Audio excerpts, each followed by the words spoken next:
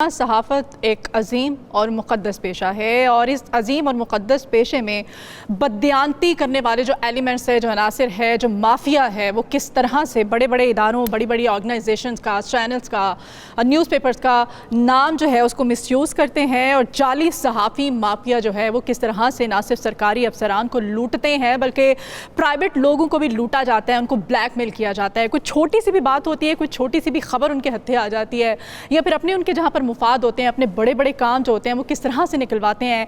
और यही वो जाली सहाफ़ी माफिया है जिसने कि सहाफ़त जैसे मुक़द्दस पेशे का ये हाल कर दिया है।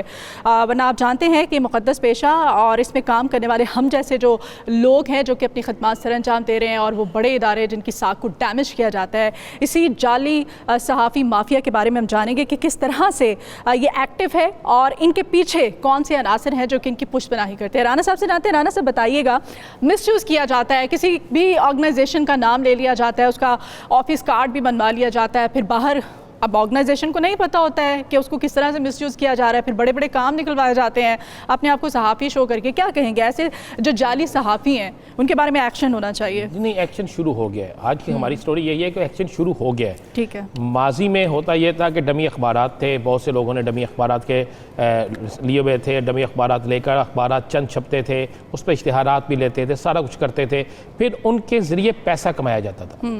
पिछले दिनों कमिश्नर फैसलाबाद ने एक लेटर जारी किया। ये लेटर हमारी स्क्रीन पे चल रहा है। उस लेटर में उन्होंने वाज़े लिखा है, ये सरकारी कमिश्नर एक सरकारी अफसर है ना, उन्होंने जब लेटर जारी करता है तो उसकी कोई अहमियत है। उसमें वो लिखते हैं कि वो जाली सहाफ़ी जो मुख्तलिफ सरकारी इदारों के अंदर दरखास्तें देते हैं मुख्तलिफ सरकारी अफसरान के ख़िलाफ़, उन पर कोई एक्शन ना किया जाए बल्कि इन सहाफ़ियों के ख़िलाफ़ एक्शन किया जाए।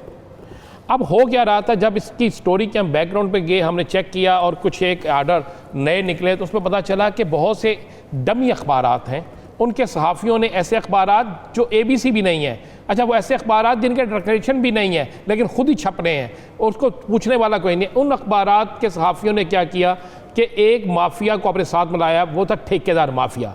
ठेकेदार माफिया और सहाफ़ियों ने मिलकर सरकारी महकमों के अंदर गए, वहाँ पर जाकर बाकायदा उन्होंने दरखास्तें देनी शुरू कर दी कि एक ठेकेदार गया, उसको अगर मेरिट पे ठेका नहीं मिला तो उस सहाफ़ी ने जाके ब्लैकमेल किया। ब्लैकमेल करने के बाद उस सरकारी अफसर को उसके खिलाफ एक एंटी करप्शन नैब में मुख्तलिफ अदारों में दरखास्तें देनी शुरू कर दी। अब एक सरकारी अफसर के लिए ये बहुत बड़ी होती है चीज़ कि जब उसके खिलाफ दरखास्त जाएगी वो सुबह उठेगा, उसको बुला लिया जाएगा। अब देखने में ये भी आया, ये बाकायदा मैं आपको बता रहा हूँ कि ये बाकायदा उस एक इन्वेस्टिगेशन का हिस्सा है कि कई सरकारी इदारों के अफसरान भी साथ इन्वॉल्व थे, यानी जो इन्वेस्टिगेशन करते थे। एक दरखास्त देता था, एक डमी अखबार का साथ लेटर लगाता था और जिसको पास दरखास्त जाती थी वो उस अफसर को बुला लेता था।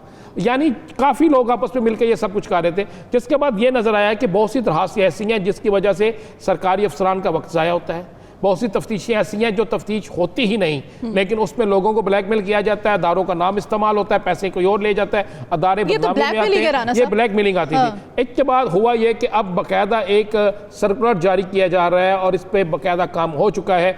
उन जमी अखबारात की लिस्ट बनाई जा रही है, उन लोगों की जिन्होंने एक से ज़्यादा अफराद के खिलाफ मुतअद्दिद दरखास्तें दी हुई हैं, उसमें उनके खिलाफ बाकायदा कार्रवाई करने का फैसला हो चुका है कि आखिर ये हर अफसर के खिलाफ दरखास्त क्यों देते हैं और इस दरखास्त के पीछे क्या होता है। पीछे जो ठेकेदार माफिया है, एक उनके खिलाफ एक्शन होने लगा, एक इन लोगों के खिलाफ एक्शन होने लगा। अभी मेरे पास जो मेरे पास डॉक्यूमेंट्स हैं, उस डॉक्यूमेंट्स के मुताबिक सैयद अली रमज़ान ये एक शख्स है जिसके मतलब उन्होंने लिखा है कि इसने एक नहीं सैकड़ों दरखास्तें दी हैं। ये जाली ठेकेदार माफिया है, ये फलां है। उसके बाद एक जाली साहबी का लिखा है रफाकत अली, एक का लिखा आबद अली आबद, कि ये मुख्तलिफ लोगों के खिलाफ दरखास्तें देकर पैसे कमा रहे हैं। अब वहाँ पर जो लिस्ट बनी है उसमें 100 से ज़्यादा डमी अखबारात हैं, 100 से ज़्यादा।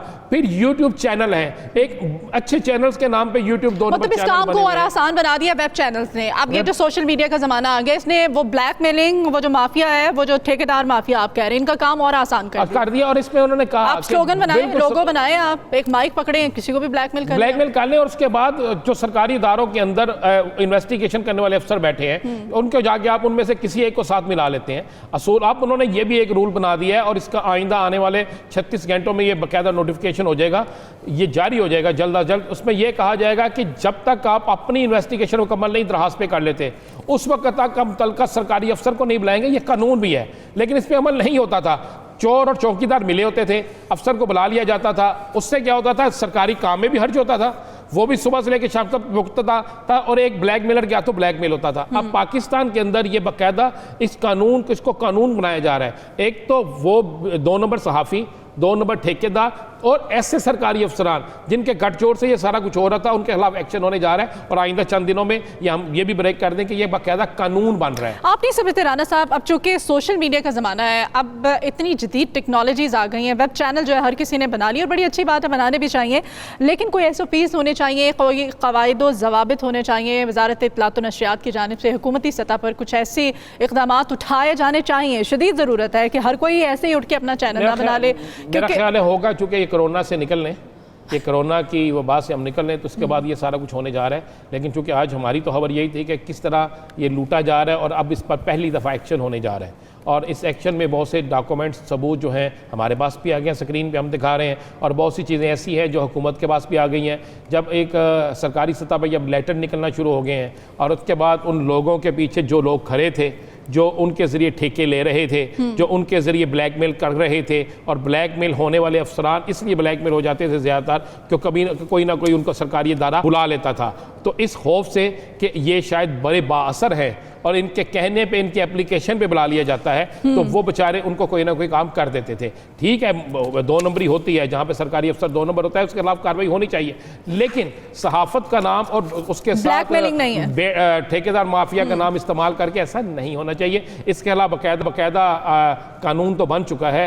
अब सर्कुलर भी एक निकल आया है, कमिश्नर फैसलाबाद ने अगर निकाला है तो उसके बाद बाकी भी जगह से निकल रहा है और आने वाले दिनों में इस पर सख्त तरीन एक्शन हो रहा है और आइंदा 36 घंटों में ये एक बिल्कुल सर्कुलर जारी हो जाएगा तमाम अदारों के अंदर, जिन्हें कहा जाएगा कि किसी सरकारी अफसर के खिलाफ इन्वेस्टिगेशन उस वक्त शुरू की जाए जब आपको मुकम्मल सबूत मिले, सिर्फ एक कागज़ के ऊपर लिखी। सहाफ़ियों के लिए एक क्वालिफिकेशन होती है, एक उनकी पूरी ट्रेनिंग होती है, एक प्रोसीजर से, एक प्रोसेस से गुजर के आप इस हॉट सीट तक पहुँचते हैं। कलम का और कागज़ का और सहाफ़त का जो एक सहाफ़ी का रिश्ता है कलम और कागज़ के साथ, वो आप बेहतर तरीके से जानते हैं, आप चूँकि सीनियर हैं, आपको पता होगा।